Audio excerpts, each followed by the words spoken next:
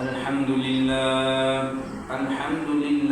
نحمده ونستعينه ونستغفره ونؤمن به ونتوكل عليه ونعوذ بالله من شرور أنفسنا ومن سيئات أعمالنا من يهده الله فلا مضل له ومن يضلل فلا هادي له ونشهد أن لا إله إلا الله وحده لا شريك له ونشهد أن سيدنا وسندنا وحبيبنا وطبيب قلوبنا وأولانا ومولانا محمدا عبده ورسوله الذي أرسله الله تعالى بالحق بشيرا ونذيرا وداعيا إلى الله بإذنه وسراجا وقمرا منيرا فقد قال الله سبحانه تعالى في كلامه المجيد وفي فرقانه الحميد أعوذ بالله من الشيطان الرجيم بسم الله الرحمن الرحيم ومن الناس من يشري نفسه ابتغاء مرضات الله والله رؤوف بالعباد وقال سبحانه تعالى آية أخرى أم حسبتم أن تدخلوا الجنة ولما يعلم الله الذين جاهدوا منكم ويعلم الصابرين وقال النبي صلى الله عليه وسلم إنما الأعمال بالنيات أو كما قال عليه الصلاة والسلام الحمد لله সকল প্রশংসা ওই আল্লাহ সুবহানাহু তাআলার জন্য যে আল্লাহ সুবহানাহু তাআলা আমাদেরকে দুনিয়ার সকল প্রকারের বিধি ব্যস্ততাকে পিছনে রাখিয়া মহান আল্লাহ পাকের মহান একটি হুকুম সালাতুল জুমার নামাজ আদায়ের উদ্দেশ্যে দুনিয়ার সকল প্রকারের বিধি ব্যস্ততাকে পিছনে রাখিয়া মহান আল্লাহ পাকের হুকুম পালনার্থে আমাদেরকে সুস্থ রেখে সবল রেখে মসজিদ থেকে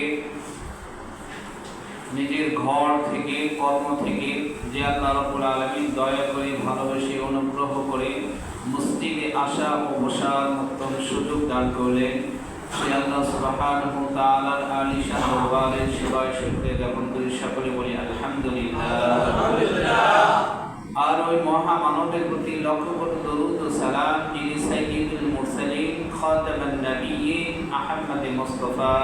মুহাম্মদ মুস্তাফা সকলে বলি সাল্লাল্লাহু আলাইহি ওয়াসাল্লাম আল্লাহ সুবহানাহু তাআলার মহান গ্রন্থ আল কোরআনুল কারীম সূরা বাকারা 207 নং ও সূরা আল ইমরানের 142 নং আয়াতে কারীমা তেলাওয়াত করেছি রাসূল সাল্লাল্লাহু আলাইহি ওয়াসাল্লামের প্রসিদ্ধ পরিচিত হাদিস সেই হাদিস আপনাদের সম্মুখে পাঠ করিয়েছি আল্লাহ পাক যদি আমাকে তৌফিক দান করে উক্ত দু আয়াত ও হাদিসকে সামনে রেখে আমি আমার নির্দিষ্ট সময় অনুপাতে আমার আলোচনা শেষ করব ইনশাআল্লাহ। আল্লাহ সুবহানাহু ওয়া তাআলা ভালোবাসা ও দয়া যে আল্লাহ রাব্বুল আলামিন আমাদেরকে এই অবস্থায় সুস্থ রাখিয়েছে, এই জন্য শুকরিয়া আদায় করি আলহামদুলিল্লাহ। আল্লাহ সুবহানাহু ওয়া তাআলা মাল দিয়ে মানুষকে আল্লাহ তাআলা কিছু ইবাদত করার সাথে সম্পর্ক রেখে দিয়েছেন, আরেকটি জিনিস শরীরের সাথে সম্পর্ক দিয়েছেন। তো যাই হোক, আমাদের সামর্থ্য যাদের রয়েছে, আলোচনা চলতেছিল কুরবানির ইতিহাস সংক্রান্ত হয়েছে, এরপরে কুরবানি ফাজাইল সম্পর্ক, গুরুত্ব সম্পর্ক, ইতিহাস আমরা কুরবানির জানি। আজকের যে আলোচনার বিষয় কুরবানির সংক্রান্তই তৃতীয় পাঠ। আজকের কুরবানির জন্য কি কি করণীয় মাসালা, মোটামুটি 68টি মাসালা এটা কুরবানির জন্যই। যারা আমরা কুরবানি করব এদের জন্য যদি মোটামুটি 48টা মাসালা আমরা যদি অধ্যয়ন করতে পারি, জানতে পারি, তাহলে আমাদের সামনের দিকে চলা, সামনে কুরবানি করা আমাদের জন্য সহজ হয়ে যাবে। আল্লাহ সুবহানাহু ওয়া তাআলা মহাগ্রন্থ আল কোরআন আল্লাহ তাআলা বলেন, মানুষের মাঝে অসংখ্য কিছু মানুষ রয়েছে, তারা শুধুমাত্র আমার জন্যই আমার ইবাদত করে থাকে, অন্য কাউকে দেখানোর উদ্দেশ্য নয়, বা মানুষের কাছে বাহবা পাওয়ার উদ্দেশ্য নয়, মানুষের সন্তুষ্টি পাওয়ার উদ্দেশ্য নয়। তারা তাদের নিজের জীবনকে একমাত্র উৎসর্গ করে দেয় আমি মহান আল্লাহ সুবহানাহু ওয়া তাআলার জন্য। আল্লাহ সূরা বাকারা 207 নং আয়াতে বলেন, وَمِنَ النَّاسِ مَن يَشْرِي نَفْسَهُ ابْتِغَاءَ مَرْضَاتِ اللَّهِ وَاللَّهُ رَءُوفٌ بِالْعِبَادِ। মানুষের মাঝে অসংখ্য মানুষ এমন রয়েছে, মান ইয়াশরি, যারা বিক্রয় করে দেয়, বিক্রয় করে দিবে, নাফসাহু, নিজের জীবনকে। এক কথায় মানুষের মাঝে এমন মানুষ রয়েছে, তারা তাদের জীবন, জান, মাল, অর্থ, সম্পদ, সময় সবকিছুই একমাত্র বিলিয়ে দিবে, সন্তুষ্টি অর্জন করবে, ইবতাগা, অন্বেষণ করবে, মারদাতিল্লাহ, আল্লাহ তাআলার সন্তুষ্টির জন্য। সুবহানাল্লাহ। যেহেতু আমরা যারা কুরবানি করব, কুরবানি কার জন্য হবে? সবাই বলেন, কুরবানি কার জন্য হবে? এটা এখানে নামাজের জন্য আসছি। নামাজ কার জন্য? না মানুষকে দেখানোর উদ্দেশ্য? সামনে যে রোজা আমাদের কাছ থেকে বিদায় নিয়ে চলে গিয়েছে, সেই রোজা যে আমরা পালন করেছি কার জন্য? সন্তুষ্টি কার? এই যে এখন হজের মৌসুম চলতেছে, জিলহজ মাসের আজকে 4 তারিখ। এই যে হজের মৌসুম চলতেছে, যারা বাইতুল্লাহ তাওয়াফ করার জন্য যাচ্ছে বা যাবে, তারা কার সন্তুষ্টি অর্জনের জন্য যাবে? আল্লাহ। সবাই বলেন, কার সন্তুষ্টি? আল্লাহ। তাই এখানে কোনো মানুষকে, কোনো মন্ত্রীকে, কোনো মিনিস্টারকে সন্তুষ্টি করার উদ্দেশ্য থাকতে পারে না। একমাত্র সন্তুষ্টি কার? আল্লাহ। আল্লাহ সেটাই বলছেন যে মান ইয়াশরি নাফসাহু ইবতিগাআ মারদাতিল্লাহ, যে সমস্ত আমার বান্দাবান্দি, মানুষের মাঝে অনেক মানুষ পাবে যারা নিজের অর্থ, সম্পদ, ব্যাংক ব্যালেন্স, টাকা পয়সা এগুলো শুধু অনার্থক কাজে ব্যয় করবে না। আমি যেন খুশি থাকি, আমি যেন সন্তুষ্ট থাকি, আমি যেন তার প্রতি রাজি ও খুশি থাকি, মালিকের জন্যই সেগুলো বিলিয়ে দেবে, নিজের জানকে কুরবানি করবে। আর আল্লাহ তাআলার পক্ষ থেকে ঘোষণা কি?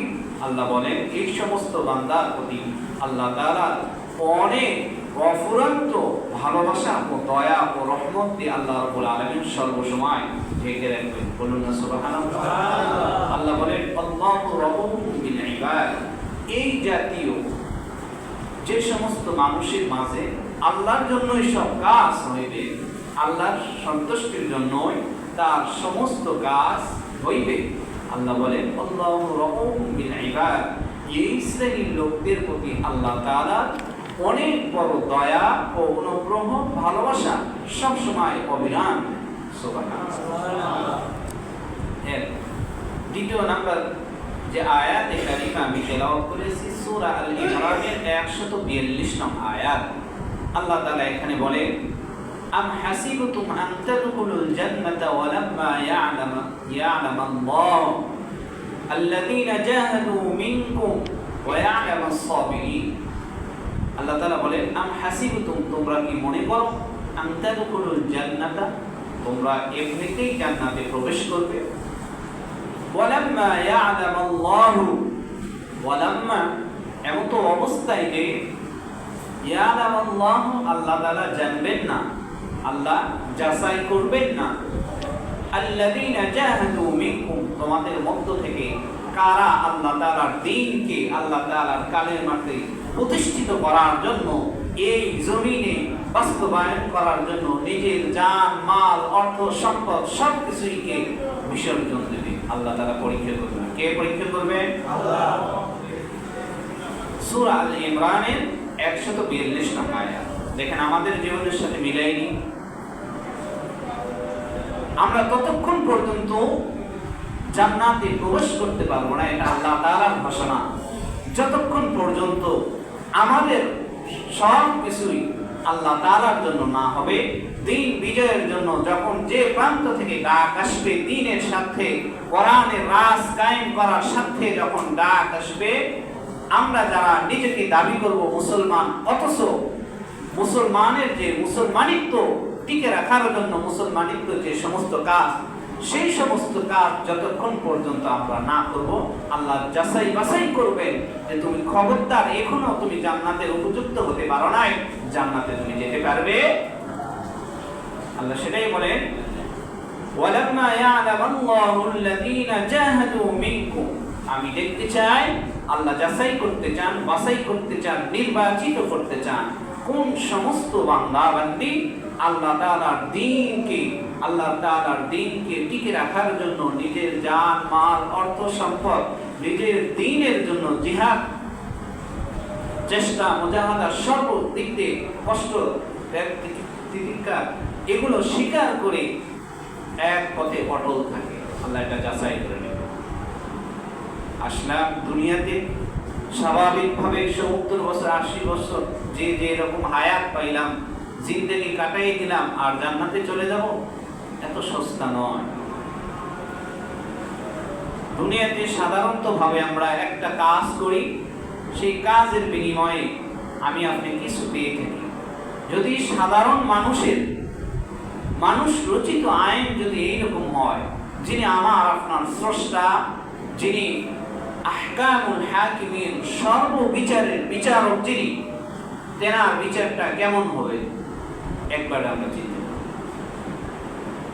আল্লাহ বলেন, ওই সময় পর্যন্ত আমি দেখব তোমরা জান্নাতে প্রবেশ করতে পারবে না, যতক্ষণ পর্যন্ত আমি দেখব না যে তোমাদের মধ্যে কে আল্লাহ তাআলার রাস্তায় জিহাদ করে। এখানে জিহাদের অর্থ যে কোনো ভাবে নেওয়া যেতে পারে। জিহাদের অনেক অর্থ। একটা সশরীরে জিহাদের ময়দানে দ্বীনকে প্রতিষ্ঠিত করার জন্য যুদ্ধের ময়দানে অংশগ্রহণ করা এক, আরেকটি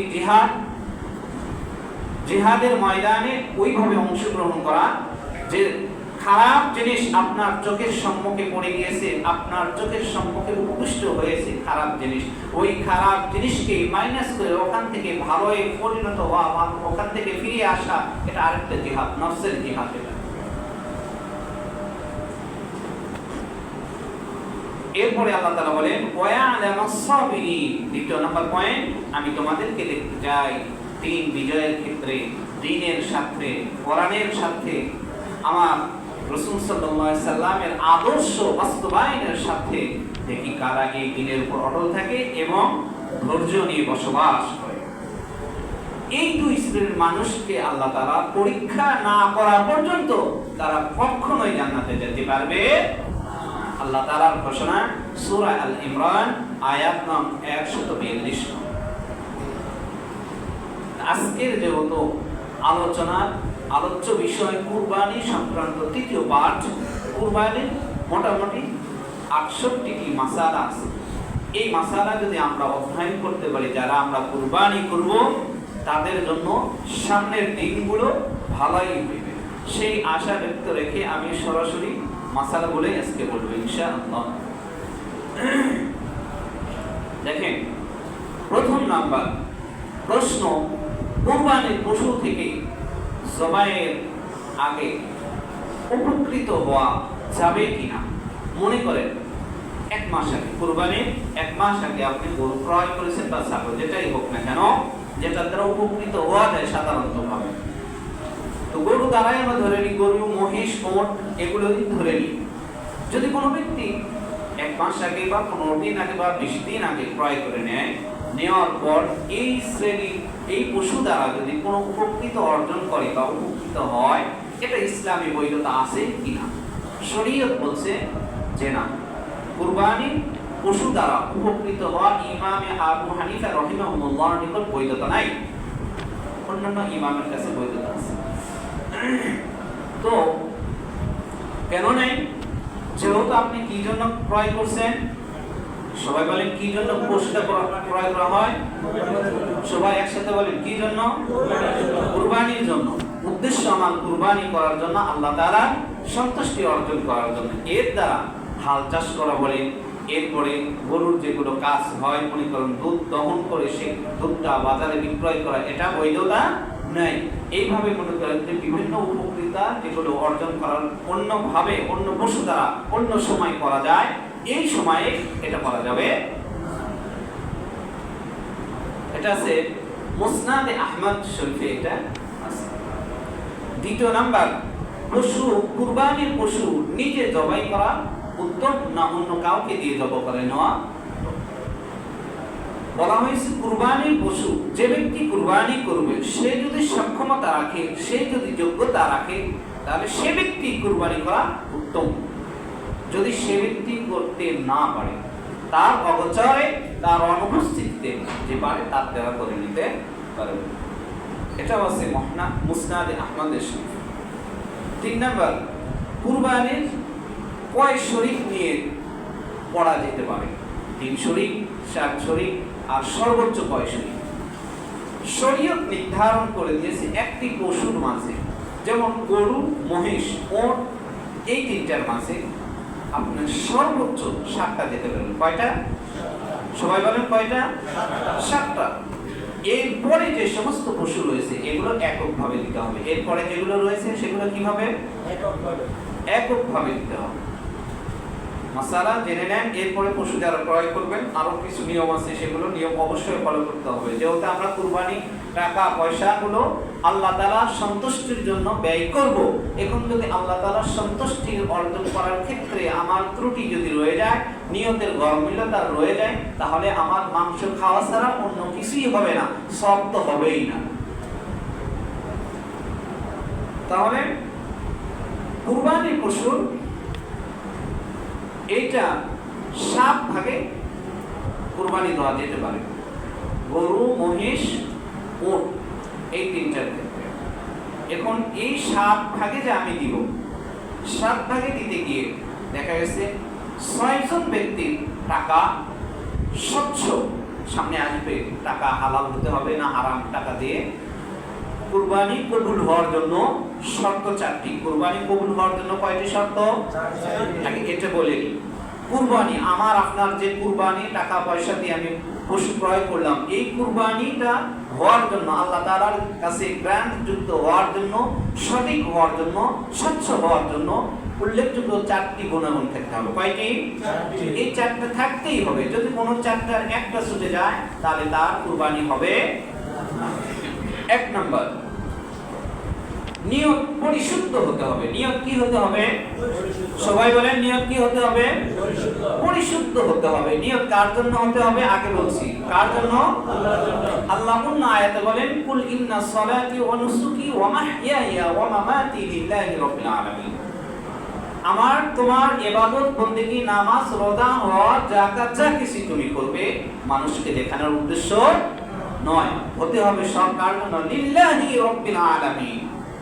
আল্লাহ সংযুক্ত করে দিয়েছেন, মানুষের দেখার জন্য নয়, নবীকেও দেখানোর উদ্দেশ্য নয়, সাহাবীকেও দেখানোর উদ্দেশ্য নয়, তাবেঈনদেরকেও দেখানোর উদ্দেশ্য নয়, বড় মুহাদ্দিস, মুফতি সাহেব, ইমাম সাহেব, খতিব সাহেব তাদেরকেও দেখানোর উদ্দেশ্য নয়, প্রদর্শনের নয়। একমাত্র প্রদর্শন হতে হবে কার? আল্লাহ। লিল্লাহি রাব্বিল আলামিন, যিনি আমার আপনার রিজিক দেনেওয়ালা, হায়াত দেনেওয়ালা, সুস্থ রাখনেওয়ালা।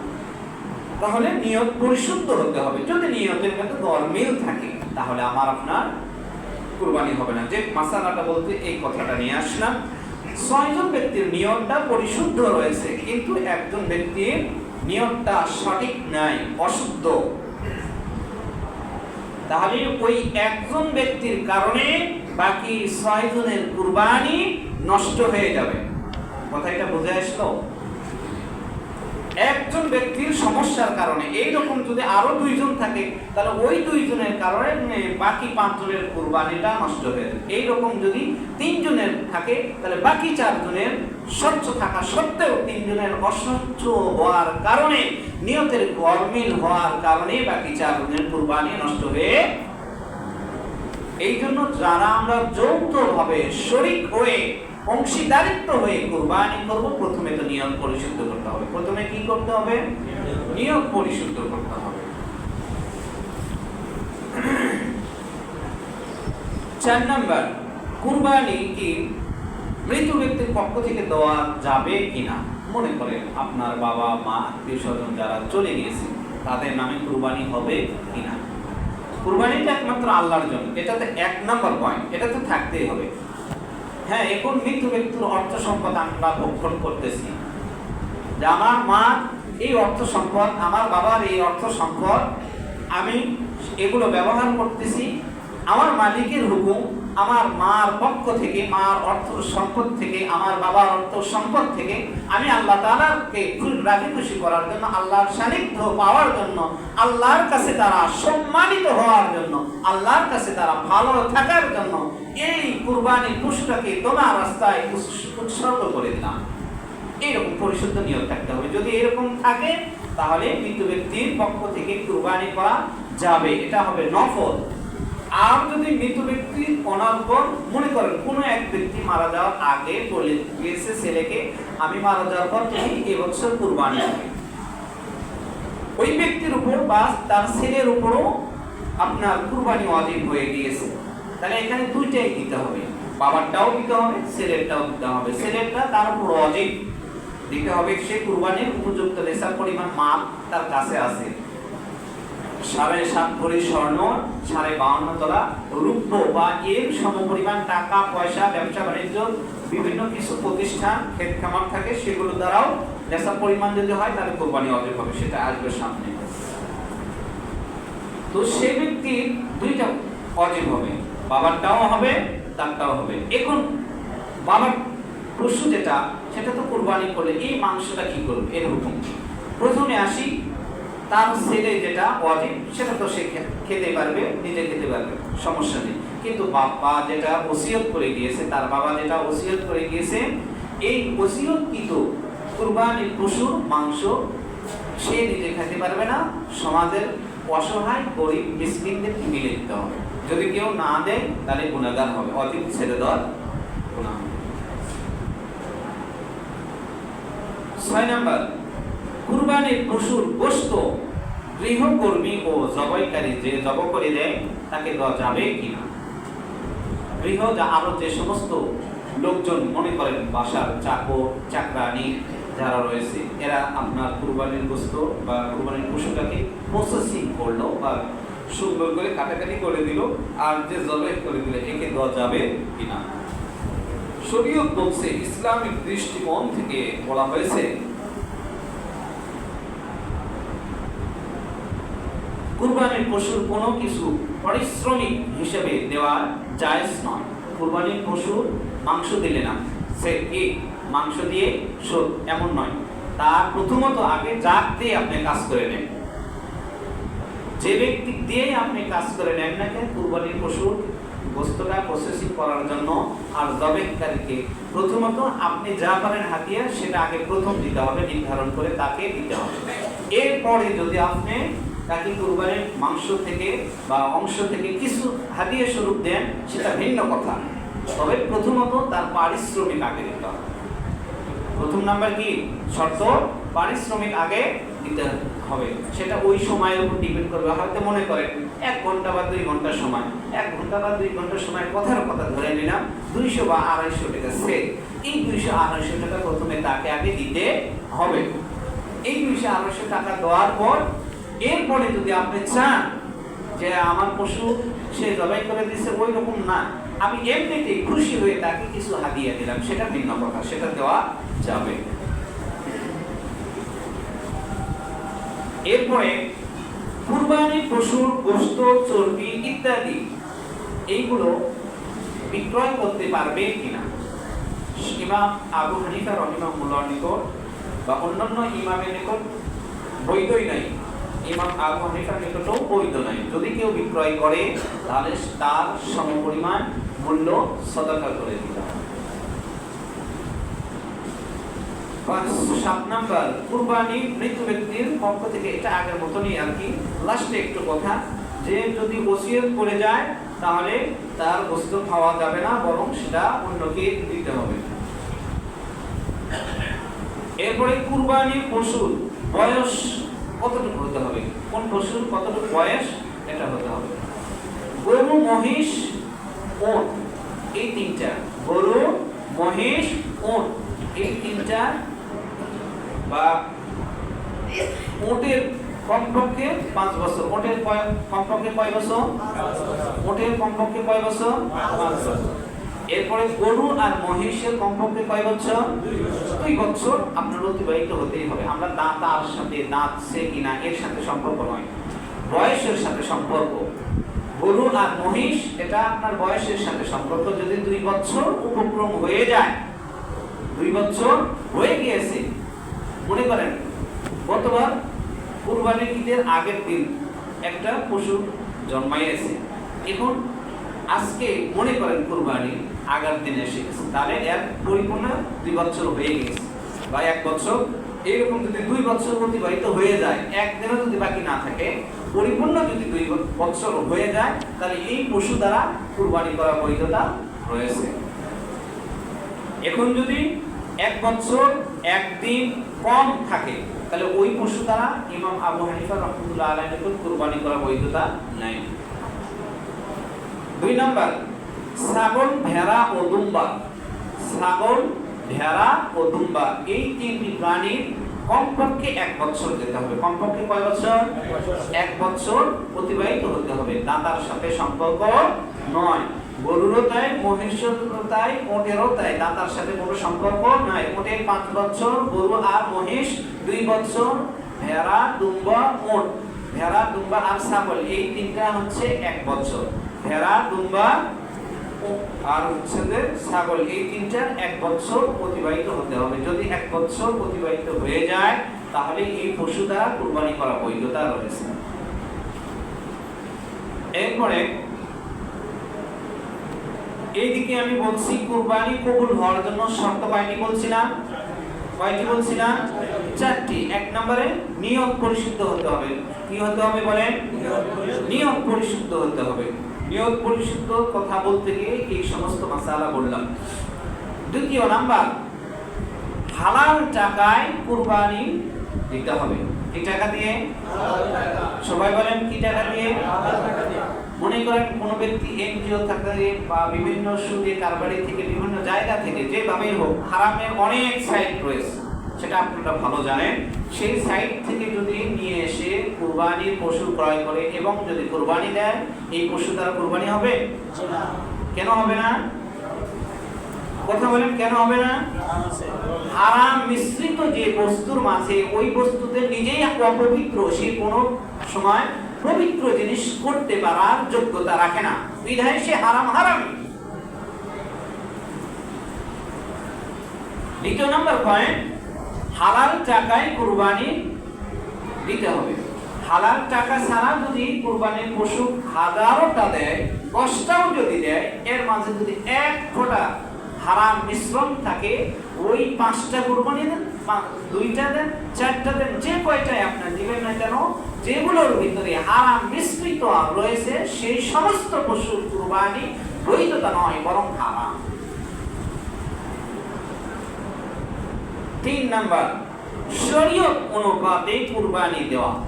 শরীয়ত যেভাবে কুরবানি করার পদ্ধতি দেখে দিয়েছে, ইব্রাহিম আলাইহিস সালামের সন্তান হাবিল থেকে ইব্রাহিম আলাইহিস সালাম ইসমাইল আলাইহিস সালাতু সালামের ইতিহাস থেকে তার জায়গাতে ওটকে যে জান্নাত থেকে নিয়ে এসে কুরবানি দেওয়া হলো, আল্লাহ তাআলার পক্ষ থেকে দেওয়া হইল, সেখান থেকে ইতিহাস যে আমরা কিভাবে কুরবানি করব।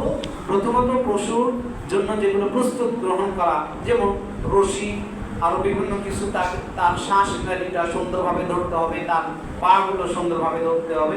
এক কথায় পরিপূর্ণভাবে সুন্দরভাবে জবে করার প্রোগ্রাম করে নিতে হবে, যেন পশু যেন কষ্ট না পায়, অন্য কেউ যেন কষ্ট না পায়। আর কয়েকটা কথা, পশু জবে করার সময় মোটামুটি যেগুলো রগ রয়েছে পশুর ভিতরে থাকে, বাহিরে নয়, ভিতরে থাকে, সেইগুলো রগগুলো অবশ্যই কাটতে হবে। এইগুলো রগগুলো কাটার পর তারপরে আস্তে ধীরে, আমরা এই ভুলটা করি সচরাচর, দেখা গেছে সাধারণত গরুর জীবন এখনো যায় নাই, জানটা যায় নাই, আমরা শুরু করে দিই পায়ের খুলুর থেকে রগ কেটে দেওয়া। এটা করবো না। প্রথমে গরু নিস্তব্ধ যখন হয়ে যাবে, ছেড়ে দিবে, হাত পা ছেড়ে দিবে, তারপরে আপনি রিল্যাক্সে কাজ করতে পারবেন। এটা বৈধতা বা এটা হচ্ছে সৌন্দর্যতা, এটা মুস্তাহাব, এটা সুন্নাত। 3 নাম্বারটা গেল। 4 নাম্বার, কুরবানি কবুল হওয়ার জন্য 4 নাম্বার শর্ত যেটা, রিয়া মুক্ত কুরবানি করা। রিয়া মুক্ত কি করা? কুরবানি করা। মানুষকে দেখানোর উদ্দেশ্য নয়, মানুষকে কি করার উদ্দেশ্য নয়, যেটা আমি সূরা বাকারা 207 নং আয়াতে কারিমা তেলাওয়াত করেছি, সেই আয়াতের সঙ্গে এটা মিলে যায়। মানুষকে দেখানোর উদ্দেশ্যে কুরবানি করা যাবে না। এক কথায় কোনো ইবাদতই বলেন, যে কোনো কাজই, সব কাজ বলেন, মানুষকে দেখানোর উদ্দেশ্যে করা যাবে না। সব কাজগুলো কার জন্য হবে? আল্লাহ তাআলার জন্য হবে। যদি আল্লাহ তাআলার জন্য হয়, আল্লাহ বলেন এই সমস্ত বান্দাবান্দির প্রতি আমার অনবরত সব সময় রহমত ও দয়া দ্বারা ভরপুর থাকবে। এরপরে আমরা আসি, এই জিলহজ মাসের চাঁদ দেখা গিয়েছে আজকে 4 তারিখ। এই মাসের লাস্টের দিকে কিছু করণীয় আছে। সেই করণীয় আইয়ামে তাশরিক যেটাকে বলা হয়, একটা তাকবীর পড়তে হয়। কি পড়তে হয়? প্রত্যেক প্রাপ্তবয়স্ক পুরুষ ও নারীদের উপর এটা একবার পড়া ওয়াজিব। তাকবীরে তাশরিক যেটাকে বলা হয়, প্রত্যেক বয়স্ক সুস্থ মস্তিষ্কের অধিকারী মুসলমান নর নারীদের উপর প্রত্যেক ফরজ নামাজ আদায়ের পর একবার করে, জোরে বলেন বা আস্তে বলেন, যেভাবে পড়েন, একবার বলা ওয়াজিব। যদি কোনো ব্যক্তি না পড়ে তাহলে ওয়াজিব ছেড়ে দেওয়ার গুনাহ হবে। এখন বলি, কুরবানি যেটা জিলহজ মাসের কয় তারিখ থেকে পড়তে হয়?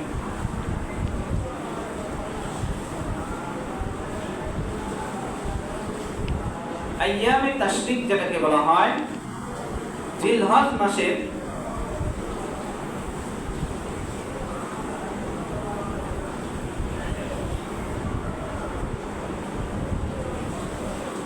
9 তারিখ আসর থেকে নিয়ে 9 তারিখ ফজর থেকে নিয়ে, কয় তারিখ?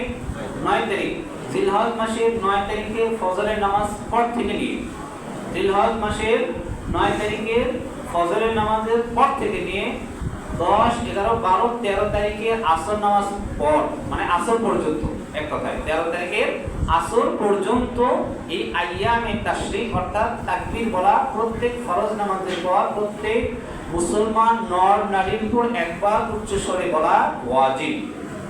যদি কোনো ব্যক্তি না বলে সে গুনাহগার।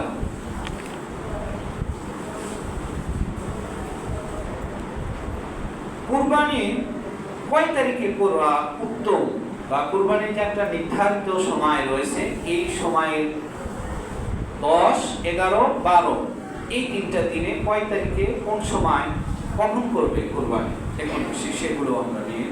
কুরবানি কার উপর ওয়াজিব? কুরবানি কার উপর ওয়াজিব? সুস্থ মস্তিষ্কের অধিকারী ওই মুসলমান, ওই নর নারী যাদের উপর নেশাব পরিমাণ মাল আছে, সেটা পুরুষ হতে পারে, নারী হতে পারে, যে কোনো ব্যক্তি হতে পারে, প্রাপ্ত বয়স্ক হতে হবে।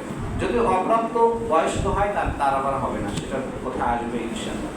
কুরবানি 10ই জিলহজ ফজর থেকে 12ই জিলহজ সূর্য অস্ত পর্যন্ত। কুরবানি কোন সময় পর্যন্ত? 10ই জিলহজ ফজর থেকে নিয়ে। কোন ব্যক্তি যদি 10ই জিলহজে কুরবানি করতে চায় পারবে। এখান থেকে 10, 11, 12ই জিলহজের সূর্যাস্ত পর্যন্ত, সূর্যাস্ত পর্যন্ত এই ব্যক্তি এই 3 দিনের মধ্যে যে কোনো একদিন যদি তার কাছে নেশার পরিমাণ মাল এসে যায়, মাল জমা হয়, তাহলে এই 3 দিনের কোনো একদিন সে কুরবানি করতে পারবে। তাহলে কুরবানি কোন দিন করবে? 10ই জিলহজের ফজর থেকে নিয়ে 12ই জিলহজের সূর্যাস্ত পর্যন্ত কুরবানি করতে পারবে। এখন সম্পদের ধরনটা কেমন হবে? কি পরিমাণ সম্পদ থাকলে তার উপর কুরবানি ওয়াজিব হবে? যাকাতের যে নেশাব আমরা শুনিয়েছি, জানিয়েছি, ওই নেশাবটাই এখানে। ওখানে ছিল যাকাতের জন্য শর্ত এটা 1 বছর অতিবাহিত হতে হবে, আর এখানে 1 বছর নয়, এখানে এই 3 দিন উল্লেখিত, ওই 3 দিনের যে কোনো একদিন যদি কোনো ব্যক্তির নিকট এই সম্পদ থেকে থাকে তাহলে ওই ব্যক্তি বা ওই নারীর উপর কুরবানি করা ওয়াজিব। যাকাত সম্পদের ধরন নগদ টাকা, সোনা, রূপা বা ব্যবসার পণ্য কিংবা অপ্রয়োজনীয় আসবাবপত্র, এইগুলো জিনিস যদি কোনো ব্যক্তির কাছে থেকে থাকে, যেটা আমি আগে বললাম 7.5 ভরি স্বর্ণ আর 52 তোলা রূপ, এইগুলো, এই দুটার ভিতরে যে কোনো একটা, বা টাকা পয়সা, দেখা গেছে একজনের কাছে স্বর্ণ নাই কিন্তু রূপাও নাই কিন্তু টাকা পয়সা অনেক আছে, যেগুলো হিসাব করলে দেখা যায় 7.5 ভরি স্বর্ণ বা 52 তোলা রূপার সমপরিমাণ টাকা ওভারটেক করে যায়। তাহলে এই সমস্ত ব্যক্তি বা বান্দির কাছে যদি টাকা থেকে থাকে তাহলে এদেরকে কুরবানি করা ওয়াজিব।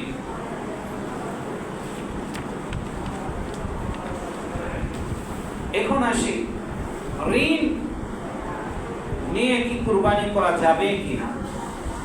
হ্যাঁ, ঋণ নিয়ে কুরবানি করা যাবে না।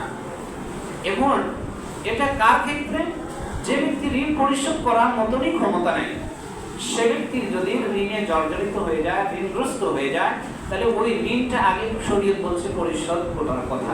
এখন দেখা গেছে একজন ব্যক্তি কিছু টাকা, মনে করেন একজন ভালো ব্যবসায়িক শিল্পপতি, সে সাময়িক সময়ের জন্য ঋণগ্রস্ত হয়েছে, কিন্তু তার অন্য সাইডে যে কামাই রয়েছে, ওই কামাই থেকে বা ওই টাকা থেকে সে যদি ঋণের টাকা দিয়ে সে পরিশোধ করে দিতে পারবে। এরপরে ঋণের টাকা পরিশোধ হওয়ার পরেও তার কাছে যে সমস্ত টাকা গচ্ছিত আছে এগুলো নেশাব পরিমাণ হবে, তাহলে ওই ব্যক্তির উপর আবার কুরবানি করা উচিত। আমি বিভিন্ন কিছু করতেছি, মনে করেন সে এবার আমি হজে যাচ্ছি বা বাসা করতেছি বা ব্যাংকে আমি টাকা রাখি নাই বা ব্যাংক থেকে টাকা নিয়েছি, এই যে বিভিন্ন কিছু তালবাহানা বা এই বছর আমার একটু ব্যবসায় লস হয়েছে, এমন নয়।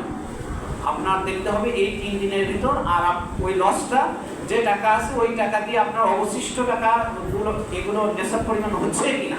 যদি নেশাব পরিমাণ হয় তাহলে কুরবানি ওয়াজিব, আর যদি নেশাব পরিমাণ না হয় তাহলে ওয়াজিব হওয়ার কোনো সুযোগ নেই।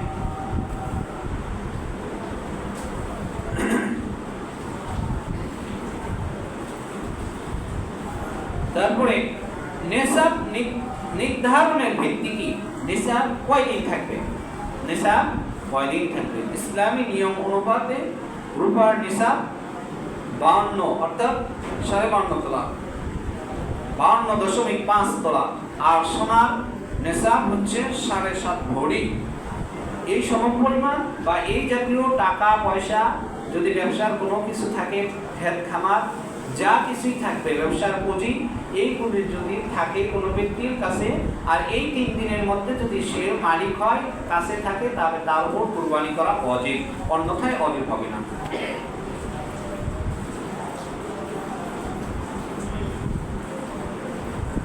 এখন আগে বলছিলাম কয় তারিখের মধ্যে কুরবানি করতে হবে, সেটা বলছি জিলহজ মাসের 10, 11, 12 যে কোনো একদিন কুরবানি করতে পারবে, এটা বলছি। এখন উত্তম কোন দিনে কুরবানি করা? এই নির্ধারিত 3 দিনের মধ্যে উত্তম কোন দিনে? তো বলা হয়েছে 10 তারিখে কুরবানি করা উত্তম। 10 তারিখে কুরবানি করা কি উত্তম। এখানে আরেকটি মাসআলা, যদি কোনো ব্যক্তি মনে করেন আমাদের এখানে ঈদের নামাজের আগে কোনো ব্যক্তি যদি ইচ্ছাকৃতভাবে ঈদুল আজহার নামাজ আদায়ের পূর্বেই কুরবানি করে, তাহলে কুরবানি হবে না। কারণ ঈদের আজহার নামাজ ওয়াজিব, এটা আগে আদায় করতে হবে, পরেরটা আরেকটা বিধান, এটা আবার আদায় করতে হবে। কোন সময়? যখন সূর্য একটি মানে উদিত হবে, এই সময়। আচ্ছা, দ্বিতীয় নাম্বার, নাবালেগ ও বালেগ কিন্তু সুস্থ মস্তিষ্কের অধিকারী নয়। নাবালেগ ব্যক্তির এমন অর্থ সম্পদ রয়েছে যে অর্থের কারণে তার উপর কুরবানিটা ওয়াজিব হয়, কিন্তু এখনো সে কি অপ্রাপ্ত, নাবালেগ, পরিপূর্ণ প্রাপ্তবয়স্ক হয় নাই। শরীয়ত বলছে সে নাবালেগ থাকার কারণে হাজারো সে সম্পদের মালিক হোক, তার উপর কুরবানি ওয়াজিব হবে না। কারণ কি? সে এখনো অপ্রাপ্ত বয়স্ক রয়েছে। এক। দ্বিতীয় নাম্বার কথা, বালেগ প্রাপ্তবয়স্ক ব্যক্তি, এই ব্যক্তি যদি সুস্থ মস্তিষ্কের অধিকারী, আর আগেরটা সুস্থ মস্তিষ্কের অধিকারী, দ্বিতীয় নাম্বারটা বালেগ ব্যক্তি পরিপূর্ণ হয়েছে, সুস্থ মস্তিষ্কের অধিকারী নয়। কিন্তু এই পরিপূর্ণ বালেগ ব্যক্তি, তার যে অর্থ সম্পদ রয়েছে, এই অর্থ সম্পদ থেকে কুরবানি করা ওয়াজিব। কিন্তু সমস্যা কি? তার সুস্থ মস্তিষ্কের সে অধিকারী নয়।